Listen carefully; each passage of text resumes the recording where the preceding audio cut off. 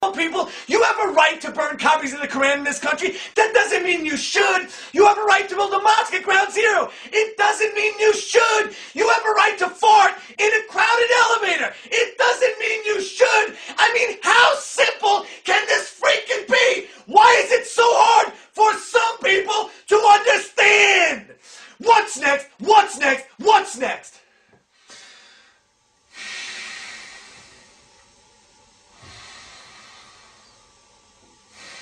Am I wrong? No, you're not wrong. Am I wrong? You're not wrong, Walter. You're just an asshole. Fear is the path to the dark side. Fear leads to anger. Anger leads to hate. Hate leads to suffering. Who's the more foolish, the fool or the fool who follows it? You were the chosen one! It was said that you would destroy the Sith, not join them! Bring balance to the Force, not leave it in darkness! Basically, the reason I come down here every so often is I try to spread information about psychopathy.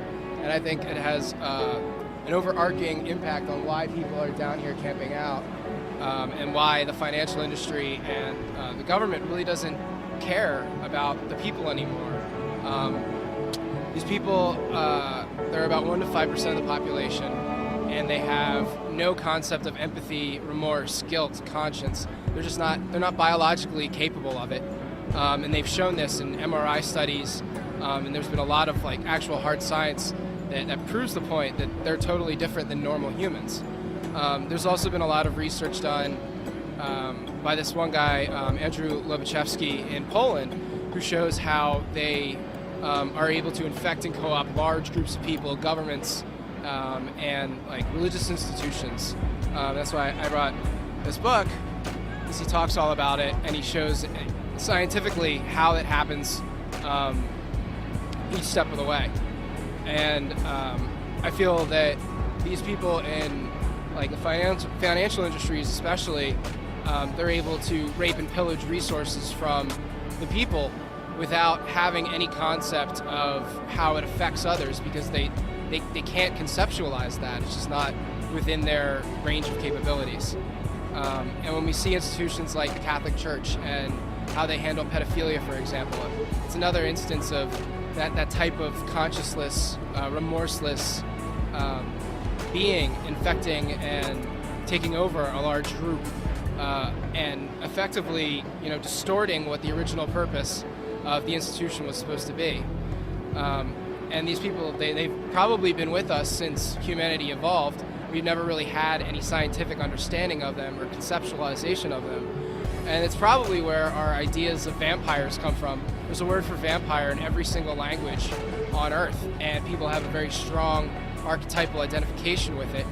And I think that's one of the reasons we've been aware that these people exist. I mean, most people in their lives have probably met one or two, the people that just seem manipulative, cunning, ruthless, and just able to control the people around them. And sometimes, they put up this image like they're a really good leader or that they're very confident. It's because they have no ability to even see how their plans can go wrong or how they can impact other people. So my big push is to come down and to talk about it and to share information, because the only way that we're ever going to be able to beat them is when enough people in our society know that they exist and can spot the behaviors before they're able to be controlled by them. They have a very cunning sort of paralogic or a pseudo-logic where they take an ideal and twist it and manipulate it using words and imagery so that they can make themselves seem, righteous or correct.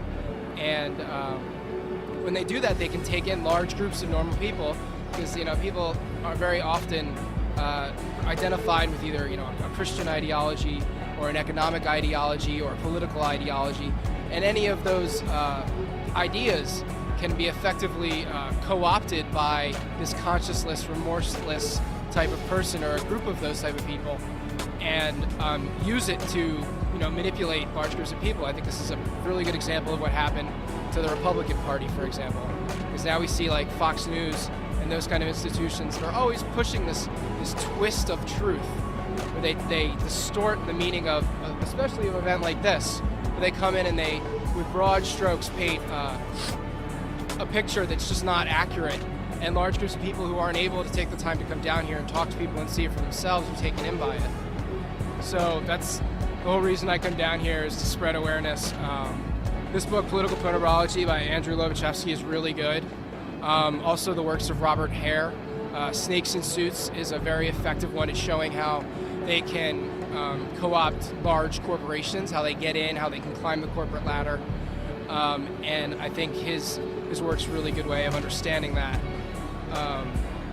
Also, just any reading on psychopathy or psychopathy, sociopathy, there's different ways to describe the condition, but until we as a society have a very broad understanding where we can identify the behavior and refuse to tolerate it and participate in it anymore, we're still going to be able to be manipulated by them. So until we understand that point, I don't think there's any way we can effectively move forward with a system that's still controlled by psychopaths. They have a very charming personality. They're very likable. They come across as excellent conversationalists.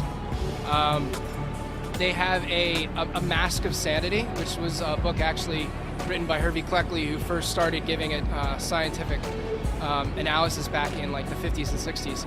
But it's basically a personality mask that they wear, which makes them appear like any normal person. So they can effectively mimic our normal emotional responses without actually having them. So we think that, we're talking to a normal person, when in fact they're actually, a consciousless being who just has this mask over their face and their personality that effectively blocks us from understanding what they really are. They're very manipulative and cunning. They're natural liars. They have a tendency to, they can actually fool polygraphs, because polygraphs are based on a natural human response to lying. We feel anxiety when we lie. Psychopaths do not, because they have this weird thing where they can believe whatever it is that they're saying. They are thrill seekers, so it kind of makes sense with this whole financial speculation attitude, especially on Wall Street, how they would go in and just repackage bad mortgages and sell them to other people and totally flip them and then make huge hordes of money. It kind of makes a sick sort of sense that that's the type of person that would be able to do such a thing and then convince somebody to let them get away with it. So just to have it keep going like this, it seems evident to me at least that they have a huge network with a lot of money involved, and what people that are involved in it aren't actually psychopaths become like them themselves, because they're getting rich, they don't really care. But yeah, primarily the trait is that they have no conscience. They have no ability to empathize. The only emotions that they're really capable of feeling are proto-emotions like frustration, anger, jealousy, and a want or a hunger for whatever it is they desire. That could be sexual gratification. Some of them are just like parasites. They live in their parents' basement their entire lives playing video games because that's all they want to do. There's also a huge variety in psychopathy. Some of them end up serial killers, rapists, and they end up in prison. But a lot of them, the best of them actually, are able to become priests, doctors, politicians,